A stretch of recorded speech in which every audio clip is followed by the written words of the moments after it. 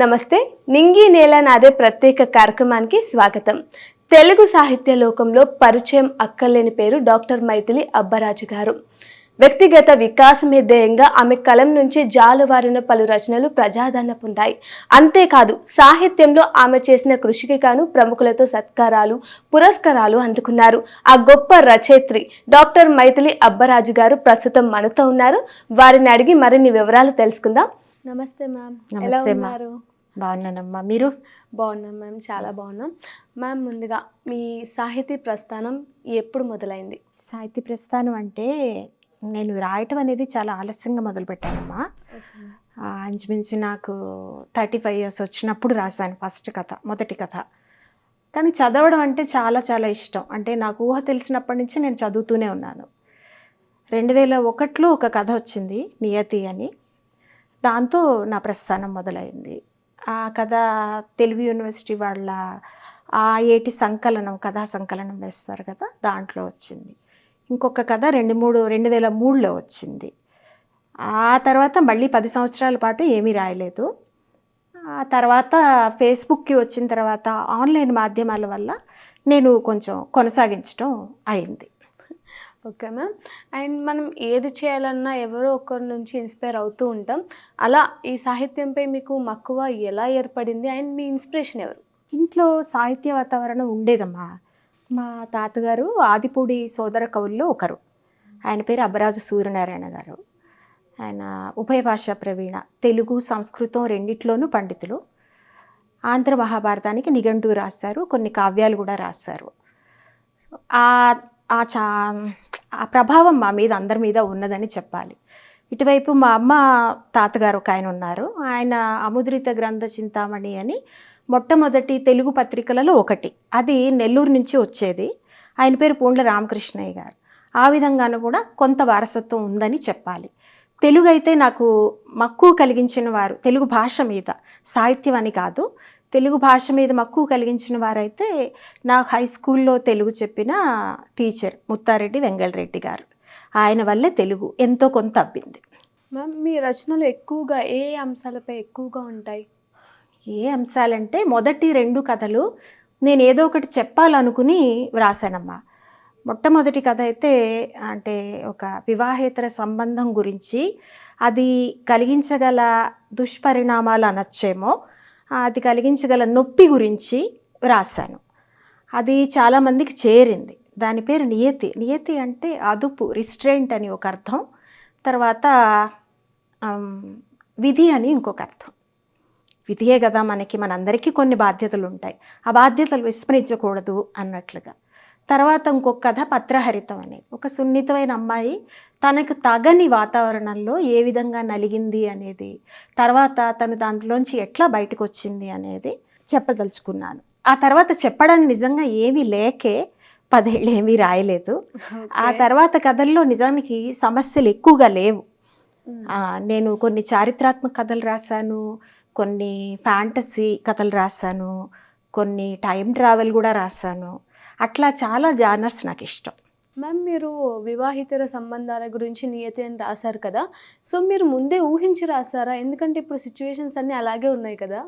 అమ్మా, 2001కే అవి చాలా అంటే ఇంత స్వేచ్ఛగా కాకపోవచ్చు, మానసికంగా అప్పుడే చాలా వైరుధ్యాలు మొదలైనాయి.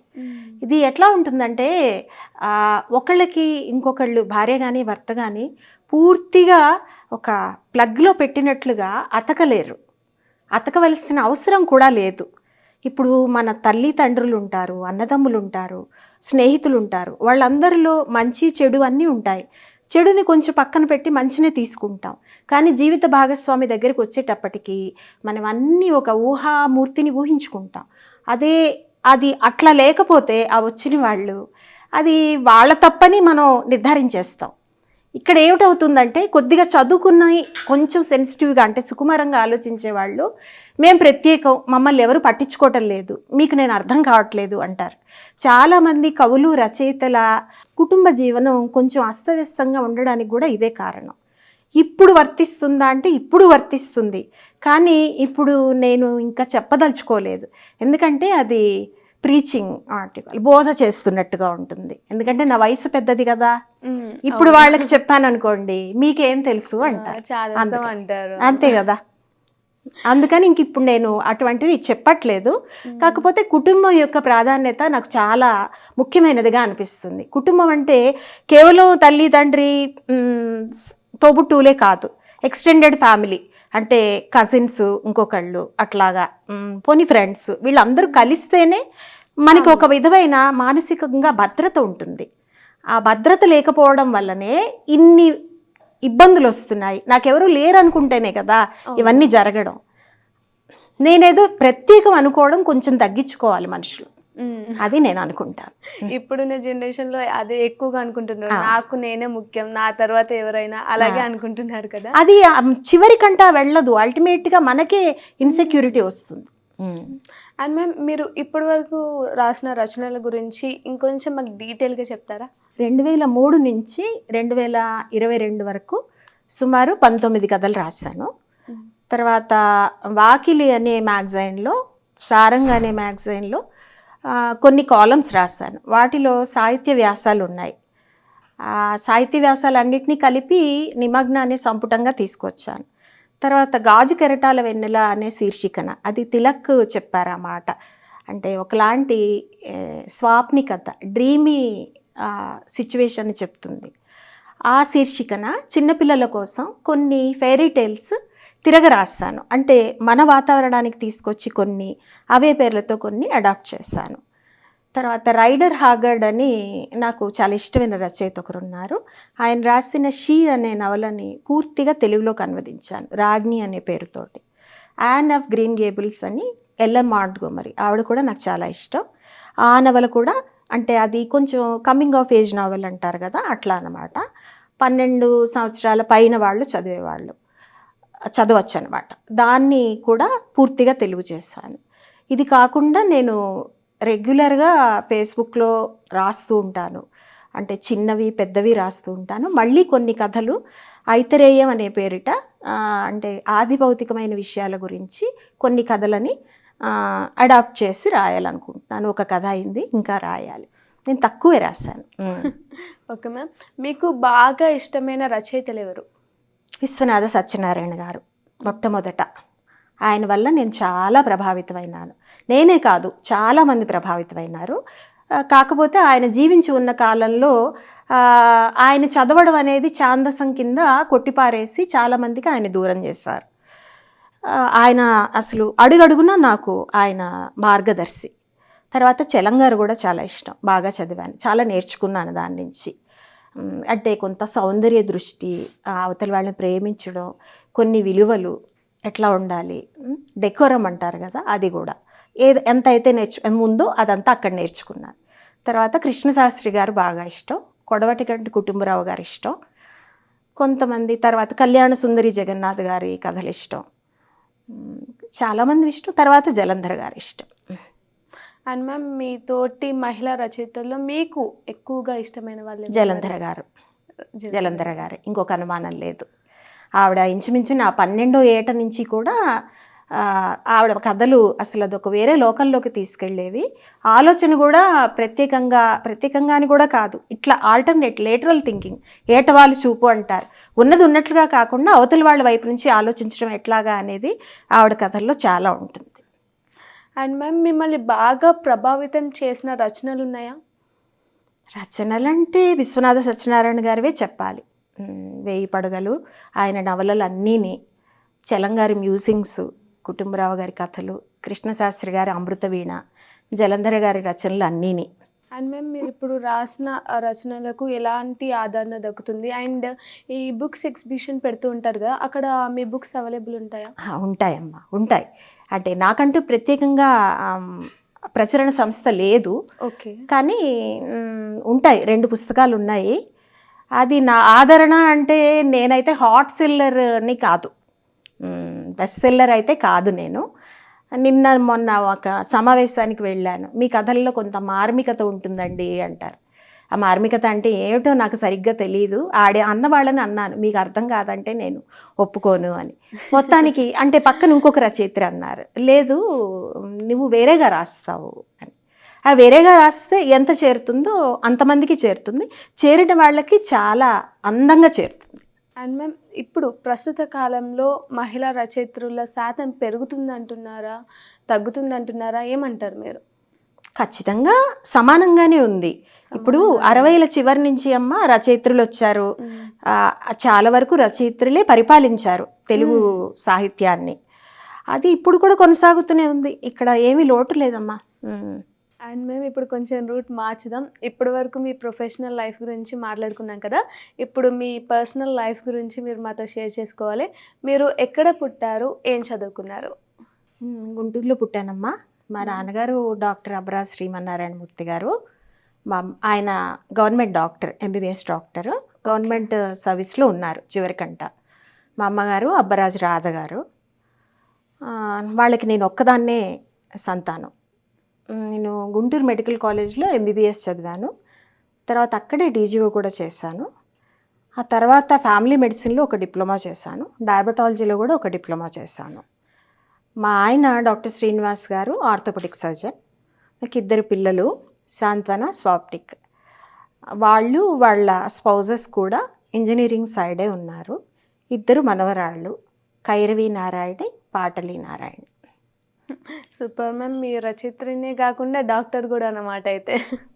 డాక్టర్ని ఫస్ట్ అమ్మ, తర్వాత ఇంట్రెస్ట్ వచ్చి తర్వాత రాయడం మొదలు పెట్టారు. అండ్ మ్యామ్ మీరు డాక్టర్ కదా, మీరు ఎందులో స్పెషలిస్ట్ అండ్ మీ వైద్య సేవలు ఎక్కడెక్కడ చేశారు? స్త్రీ వైద్యం అమ్మ, ఆబ్స్ట్రిక్స్ అండ్ గైనకాలజీలో చేశాను. తాడేపల్లిగూడెం, పశ్చిమ గోదావరి జిల్లా తాడేపల్లిగూడెంలో ఒక 21 సంవత్సరాల పాటు నర్సింగ్ హోమ్ నడిపాము. తర్వాత ఒక 10 సంవత్సరాల పాటు బెంగళూరులో స్పర్శ్ హాస్పిటల్లో ఉద్యోగం చేశాను గైనకాలజిస్ట్గా. ప్రస్తుతం అయితే ఒక బ్రేక్ తీసుకున్నాను, ఎక్కడ పనిచేయడం లేదు. ఓకే. డాక్టర్ అంటేనే 24 hours ఖచ్చితంగా కష్టపడాలి, చాలా కష్టం ఉంటుంది కదా మ్యామ్. అట్లాంటిది ఇటు సాహిత్యాన్ని అటు డాక్టర్గా ఇవన్నీ అసలు ఎలా మ్యామ్ బ్యాలెన్స్ చేస్తున్నారు? అది వైద్య వృత్తి ముఖ్యంగా ఏంటంటే స్త్రీ వైద్యం అనేది దానికి ఒక టైం ఉండదు. మీరు చెప్పినట్టుగానే ఎప్పుడైనా మనం అందుబాటులో ఉండవలసి ఉంటుంది. నేను కన్సల్టేషన్ రూమ్లోకి పుస్తకాలు పట్టుకెళ్ళేదాన్ని. మధ్య మధ్యలో పేషెంట్ల మధ్యలో వ్యవధి వస్తే చూసే మధ్యలో పుస్తకాలు చదువుకునేదాన్ని. తర్వాత పనంతా అయిపోయిన తర్వాత పిల్లల్ని కూడా వాళ్ళకి చేయవలసినవి కొంతవరకు చూసిన తర్వాత, అంటే మా అమ్మగారు చాలా వరకు బాధ్యత తీసుకున్నారు. నేను కొంచెం కనపడాలి, రోజు కనపడేదాన్ని, బట్ నేను కనపడే తల్లినే. తర్వాత అందరూ పడుకున్న తర్వాత, పిల్లలు పడుకున్న తర్వాత ఒక 2-3 గంటలు నేను చదువుకునేదాన్ని. టేబుల్ లైట్ వేసుకుని చదువుకునేదాన్ని. అండ్ మ్యామ్ మీ సాహిత్య ప్రతిభకు ఇప్పటి వరకు ఎన్ని అవార్డ్స్ దక్కాయి? అన్నీ ఉన్నాయని చెప్పలేను, ఎందుకంటే నేను కొంత ప్రధాన స్రవంతి, సాహిత్యంలో ప్రధాన స్రవంతి ఏదైతే ఉందో దానికి నేను దూరంగానే ఉన్నాను. ఎప్పుడు కొంచెం ఎడంగా ఉన్నాను, దూరం అని చెప్పలేను, ఎడం. అది క్షీరసాగరం అని ఒక కథకు ఎద్దనపూడి సులోచనారాణి గారు వాళ్ళ తల్లి పేరిట ప్రతి శ్రీరామనవమికి అవార్డు ఇస్తారు. అది నా కథకి ఇచ్చారు. తర్వాత తెలుగు యూనివర్సిటీలో వచ్చింది కదా, స్వచ్ఛంద భాషా సేవ అని ఒక అవార్డు ఉంది. పాలకుర్తి సోమనాథ పీఠం అని, పాల్కురికి సోమనాథ కవి, ఆయన శివకవి, ఆయన పేరు మీద ఉన్నది. ఆ అవార్డు ఒకటి వచ్చింది. మొన్న 10వ తేదీన అమృతలత అపురూప అవార్డు కథలకు గాను ఇచ్చారు.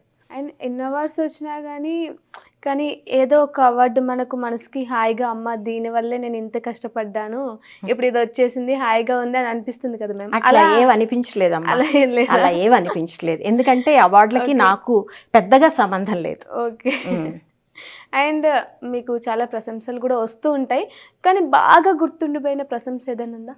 ఒక మనిషి నుంచి అని చెప్పలేను, కానీ నేను వ్యాసాల సిరీస్లో అభిజ్ఞాన శాకుంతలం గురించి సహృదయ ప్రమాణం సంస్మరణీయ శోభ అని వ్యాసాలు రాశాను. ఆ వ్యాసాలకి చాలామంది ప్రశంసలు వచ్చాయి. అంటే ఒకళ్ళిద్దరు ఏంటంటే మేము ఎదురుగుండా టీచర్ ముందు కూర్చుని పాఠం వింటున్నట్టుగా ఉంది అని కూడా అన్నారు. నిజానికి నేను నేర్చుకుని ఇంకోళ్ళకి చెప్పడమే. నేను ఒక పెద్ద విద్యార్థిని, పెద్ద కూడా కాదు, ఒక విద్యార్థిని అంతే.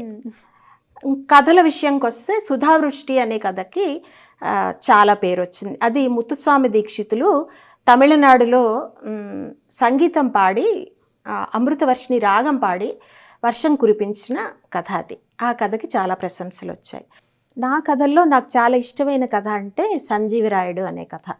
అది నేను డాక్టర్గా రాశాను. 1000 పడగలు అనే నవల్లో విశ్వనాథ సత్యనారాయణ గారికి దాదాపు అది ఆత్మకథ అని చెప్పచ్చు. ఆయన భార్య క్షయకు గురయ్యి వైద్యం లేక చచ్చిపోతారు. మేమేంటంటే ఒక కథ, ఒక డాక్టరు కాల ప్రయాణం చేసి ఇప్పుడు ట్యూబర్క్లోసిస్ 100కి 100 పాళ్ళు తగ్గించేయచ్చు. ఇక్కడి నుంచి మందులు తీసుకుని ఆయన వెనక్కి ట్రావెల్ చేసి ఆవిడ్ని బాగు చేస్తారు. అది నాకు ఇష్టమైన కథ. ఓ చాలా మంచిది. అండ్ ఇంకా ఎలాంటి రచనలు చేస్తున్నారు మేము ఇప్పుడు? ప్రత్యేకంగా అని చెప్పలేనమ్మా, నాకు నచ్చినవి మనసుకి హత్తుకున్నవి ఏవైనా కథల రూపంలో పెట్టాలనిపిస్తే పెడతాను. లేదా చాలా వరకు నేను కావ్యాల పరిచయాలు చేస్తాను. కావ్యాలు కూడా పూర్తిగా కాదు, నాకు ఒక చోట నచ్చుతుంది, ఆ చోటుని తీసుకుని వచ్చి దాన్ని హైలైట్ చేస్తాను. దాని పొడిగింపు కానీ కొనసాగింపు కానీ పొసగింపు కానీ మరొక చోట ఉంటే వాటిని తీసుకొచ్చి అతుకు పెట్టి అక్కడ చేర్చే ప్రయత్నం చేస్తాను. Okay ma'am. అండ్ ఇప్పుడున్న డిజిటల్ యుగంలో తెలుగు భాషకు ఆదరణ ఎలా ఉందంటారు? ఎక్కువ ఉంది, చాలా ఎక్కువ ఉంది. డిజిటల్ యుగం వచ్చిన తర్వాత, ముఖ్యంగా కొత్త తరం వచ్చిన తర్వాత వాళ్ళు చదవడం ఎక్కువైంది. ఆన్లైన్లో చదవడం మొదలుపెట్టిన వాళ్ళు బయటికి వెళ్ళి పుస్తకాలు కొంటున్నారు. పుస్తక ప్రదర్శనలు చాలా విజయవంతంగా నడుస్తున్నాయి. అందువల్ల ఇది ఆశావహమైన పరిణామమే. Okay ma'am. అండ్ పుస్తక పఠనంపై మీరు గమనించింది ఏంటి? అదే ఇందాకనే నేను చెప్పాను ఆ విషయం. మధ్యలో కొన్ని తరాలు నేను ఒక విషయం చెప్పదలుచుకున్నాను. చైనా కాలేజీలు ఉన్నారు కదా, వాళ్ళ వల్ల తెలుగు అబ్బాయిలు అమ్మాయిలు పుస్తకాలు చదవడం అనేది చాలా చాలా తగ్గిపోయింది. ఒక ఉద్యోగంలోనో వ్యాపకంలోనో స్థిరపడిన తర్వాతనే వీళ్ళు కొంత పుస్తకాలు చదువుతున్నారు. ఈ పరిస్థితి తక్కిన రాష్ట్రాల్లో లేదు. తెలుగు వాళ్ళకి ఐఐటి సీట్లు ఎక్కువ వస్తాయి, అమెరికాలకు ఎక్కువ వెళ్తారు అంటారు. ఆవారా పుస్తకాలు చదవకపోవడం వల్ల చాలా నష్టం జరిగింది. నేను వ్యక్తిత్వ వికాస పుస్తకాలని అంతగా నమ్మను. ఎందుకంటే అది స్పూన్ ఫీడింగ్ లాగా ఉంటుంది. ఇది చెయ్యి, అది చెయ్యి, ఇలా చేస్తే ఇది వస్తుంది, ఇటువంటిది కాదు. మనం బ్రాడ్గా, విస్తృతంగా, విశాలంగా చదివిన తర్వాత ఒక పరిస్థితిలో ఆ మనిషి, అవతల మనిషి ఎట్లాగ రియాక్ట్ అవుతారు, మనం ఎలా మలుచుకోవాలి అనేది సాహిత్యం ద్వారానే వస్తుంది. అప్పటికప్పుడు ఇన్స్టెంట్గా వచ్చే వ్యక్తిత్వ వికాసం వల్ల రాదు. Okay ma'am. ఇప్పుడున్న జనరేషన్ ఇటు అబ్బాయిలపై కానీ అమ్మాయిలపై కానీ మీ ఒపీనియన్ ఏంటి? అండ్ మీ రచనలతో వాళ్ళకి ఏమైనా చెప్పాలనుకుంటున్నారా? చెప్పడం అనేది ఫస్ట్ ఏంటంటే, నాకు లోపల ఏదన్నా ఎప్పుడో అంటారు గుండె గొంతుకులోను కొట్టాడుతుంది అని, కూకుండా నిద్ర కూసింతసేపు. ఆ లోపల ఏదన్నా ఉంటేనే చెప్తాను నేను. వాళ్ళకి ప్రత్యేకంగా నేనైతే సందేశాలు ఇవ్వను. అమ్మాయిలు అబ్బాయిలు నిజంగా మంచిగా ఉన్నారు, ఇప్పుడు చాలా బాగున్నారు. మీరు అన్నట్లు కొంచెం స్వార్థం తగ్గించుకుంటే అంత బాగుంటుంది. అండ్ మేము చాలా వరకు కూడా ఇప్పుడున్న జనరేషన్ ఏంటంటే సోషల్ మీడియా ప్రతిది కూడా షేర్ చేయడం, ఆ సోషల్ మీడియాలోనే బతుకుతున్నారు. ఏమంటారు దానిపై మీరేమంటారు? అదైతే కొంచెం తగ్గించుకోవాలనే అంటాను. ఎందుకంటే మనం ఏ రెస్టారెంట్కి వెళ్ళామో, ఏ సినిమాకి వెళ్ళామో, ఏ ట్రిప్కి వెళ్ళామో ఆ ఫోటోలు తీసి ప్రదర్శించడం వల్ల ఎవరికి ఏం ఉపయోగం లేదు. అవతల వాళ్ళకి కొంచెం అశాంతి కూడా వస్తుంది, మేము వెళ్ళలేకపోయామే, మేము చేయలేకపోయామే అని. దానివల్ల వచ్చే గుర్తింపు కాదు. నిజానికి అసలు గుర్తింపు కోసం గొడవ పడితే ఏమీ చేయలేము లైఫ్లో. సోషల్ మీడియా మంచిదే, అది విద్యుత్ శక్తి లాంటిది. దాన్ని ఎంతవరకు తీసుకోవాలో, ఎట్లా వాడుకోవాలో వాడుకుంటే అది గొప్పది. And ma'am finally me future plans ఏంటి? నేను ఇప్పుడైతే ఉద్యోగాలు ఏమి చేయడం లేదమ్మా. ఇప్పటి వరకు చదవడానికి సమయం లేని తెలుగు కావ్యాలు, సంస్కృత కావ్యాలు, కొన్ని ఓల్డ్ ఇంగ్లీష్, నేను ఇంతవరకు షేక్స్పియర్ని చదవలేదు, అట్లాగా కొన్ని ఇప్పుడు చదువుకోవాలని అనుకుంటున్నాను. ముక్తమాల్యది చదువుకున్నాను, మన చరిత్ర చదువుతున్నాను. ఇంకా ఇట్లా కొనసాగించాలనే ఉద్దేశం. కొంత ఆధ్యాత్మికంగా కూడా వెళ్ళాలని ఉద్దేశం. మ్యామ్ మీరు కొందరు కవుల ద్వారా ఇన్స్పైర్ అయ్యారు కదా, సో మిమ్మల్ని ఇన్స్పిరేషన్గా తీసుకొని ఇటువైపు ఎవరైనా వస్తున్నారా? ఫ్యామిలీ కానీ ఫ్రెండ్స్? ఫ్యామిలీ ఖచ్చితంగా అమ్మ. మా అబ్బాయి కూడా నా వల్ల ఇన్ఫ్లుయెన్స్ అయ్యారు. బాగా చదువుతారు. బాగా కొంతకాలం క్రితం వరకు చక్కగా రాసేవారు కూడాను. ఇప్పుడు కొంచెం ఉద్యోగం హడావిడిలో ఉన్నారు, మళ్ళీ రాస్తారని అనుకుంటాను. ఇద్దరూ బాగా చదువుతారు. ఇట్లా కాకుండా బయట కూడా నాకు ఆత్మీయ సంతానం కొంతమంది అబ్బాయిలు అమ్మాయిలు నా పిల్లలతో పోల్చదగిన వాళ్ళు కొంతమంది ఉన్నారు. వాళ్ళందరికీ నేను ఒక పెద్ద దిక్కు. మ్యామ్ మీకు ఫ్యామిలీలో ఎక్కువగా మిమ్మల్ని సపోర్ట్ చేసేది ఎవరు? ఇటు రచనలో కానీ అటు డాక్టర్గా కానీ ఎవరు ఎక్కువగా సపోర్ట్ చేస్తుంటారు? చాలా మంది ఉన్నారమ్మా నా లైఫ్లో ముందు నుంచి. గొప్ప విషయం అది. చాలా మంది ఉన్నారు. ఆ విధంగా ఆ విషయంలో నేను అదృష్టవంతురాలిని. మా అమ్మమ్మ గారు పూండ్ల రాజ్యలక్ష్మి గారు ఎంతో నా పుస్తకాలు అన్నీ ఆవిడ కొనిపెట్టేవారు చిన్నప్పుడు. నేను చదివితే చూసి ఆనందించేవారు. సూపర్. తర్వాత మా మేనత్త జానకిదేవి గారు నాకు కథలు చెప్పేవారు. ఆ కథలు ఎట్లా ఉండేవంటే మళ్ళీ అప్పటికప్పుడు పొడిగించి చెప్పేవారు. అలా ఒక స్టోరీ టెల్లింగ్ కొంచెం అలవాటైంది. మా నాన్నగారు నాకు కొండంత సపోర్ట్, అబ్బరా శ్రీమన్నారాయణమూర్తి గారు. మా అమ్మ రాధ గారు ఇక చెప్పనే అవసరం లేదు. నా బాధ్యతలన్నీ తను నెత్తి మీద వేసుకుని నన్ను స్వేచ్ఛగా నాకు ఇష్టం వచ్చిన పని చేయనిచ్చింది. అట్లానే నేను ఆ స్వేచ్ఛని దుర్వినియోగం చేశానని అనుకోను, చేశానేమో కూడా తెలియదు. తర్వాత నా భర్త, ఆయన చాలా నీడ నాకు, అండా నీడ రెండూను. ఆయన లేకపోతే నేను లేను. మా పిల్లలు నాకు చాలా సపోర్ట్ చేస్తారు. ఇప్పుడు మా అన్నగారు అబ్బరాజు వెంకటరమణమూర్తి, ఆయన ఎంతగా నన్ను గారం చేసి ముద్దు చేస్తారంటే అది నేను తలుచుకు మురిసిపోవలసిన విషయం. మ్యామ్, మీరు మంచి వైద్యురాలు అని విన్నాం. సో ప్రజలకు మీరు అందించిన సేవా కార్యక్రమాల గురించి చెప్తారా? నేను ప్రత్యేకంగా క్యాంపులు నిర్వహించలేదమ్మా, కానీ నా క్లినికే ఒక క్యాంప్. నిజం చెప్పాలంటే చాలా అంటే గవర్నమెంట్ హాస్పిటల్కి వెళ్ళే తరగతి కంటే కొద్దిగా పై తరగతి వాళ్ళే నా పేషెంట్లు. అంటే చాలామందికి కొంత ఉచితంగాను, చాలా తక్కువగాను అలా చేశాను వైద్యం. ఆ విధంగా వచ్చిన వాళ్ళందరికీ ఇంటికి వెళ్ళేటప్పటికి నాకు తెలిసిన విషయాలన్నిటితో ఒక అవగాహన ఇవ్వడానికే ప్రయత్నం చేస్తాను. ప్రతి విషయంలోనూ, వైద్యపరమైన విషయంలో. అండ్ ఎమోషనల్ సపోర్ట్ కూడా ఇచ్చాను నా పేషెంట్స్కి. చాలామంది పిల్లలు, టీనేజర్స్ వచ్చి నా దగ్గర కౌన్సిలింగ్, పేరు లేని కౌన్సిలింగ్ సెంటర్ నా క్లినిక్ అట్లా. మేము చాలామంది చిన్న చిన్న ప్రాబ్లమ్స్కి చాలా సఫర్ అవుతూ ఉంటారు. అలాంటి వాళ్ళకి మీరు ఎలాంటి మోటివేషన్ ఇచ్చేవాళ్ళు? ధైర్యం ఇచ్చానమ్మా, కానీ ఇక్కడ ఒకటి గమనించవలసిన విషయం ఉంది. డిప్రెషన్ అనేది, కుంగుబాటు అనేది చాలా అండర్ డయాగ్నోస్డ్, అంటే ఉందని చాలామందికి తెలియదు. డాక్టర్లు కూడా దాన్ని అశ్రద్ధ చేస్తారు. సైకలాజికల్ సపోర్ట్, థెరపీతో పాటుగా కొద్దిగా వైద్యం కూడా అవసరమే. అది కూడా కొంతకాలం అది కిక్ స్టార్ట్ చేస్తుంది మనుషుల్ని. అలా నేను చాలామందిని నాకు సూసైడ్ చేసుకోవాలనిపిస్తుంది అని వచ్చిన పెద్ద ఆవిడ ఎంత వయసు తెలుసా? ఆవిడకి ఇంచుమించు అప్పటికి 60 ఏళ్ళు ఉంటాయి. ఇంకో డాక్టర్ దగ్గరికి వెళితే అవునా అయితే చచ్చిపో అన్నారు. ఆవిడ నా దగ్గరికి వచ్చింది, నేను ఆవిడకి సాయం చేయగలిగాను. తర్వాత ఇది వైద్యం చేసేటప్పుడు మా ఊర్లో బ్లడ్ బ్యాంక్ ఉండేది కాదు. చాలాసార్లు నేను పేషెంట్లకి సర్జరీ చేసి నేనే బ్లడ్ డొనేట్ చేసి మళ్ళీ వచ్చి పేషెంట్ కేర్ తీసుకున్న ఇన్సిడెంట్స్ చాలా ఉన్నాయి. అది చాలా గొప్ప విషయం మ్యామ్. అది సహజం, అవసరం కూడాను. అది చేయకపోతే నాకు బాగుండదు అని. అంటే ఒకటమ్మా, జిల్లెళ్ళమూడి అమ్మ ఒక మాట అన్నారు, ఎవరు ఏం చేసుకున్నా వాళ్ళ కోసమే చేసుకుంటారు, అవతల వాళ్ళ కోసం చేయరు అని. నువ్వు బాగుంటే, నువ్వు సంతోషంగా ఉంటే నాకు బాగుంటుంది కనుక నా కోసం నేను చేస్తున్నాను, అంతే.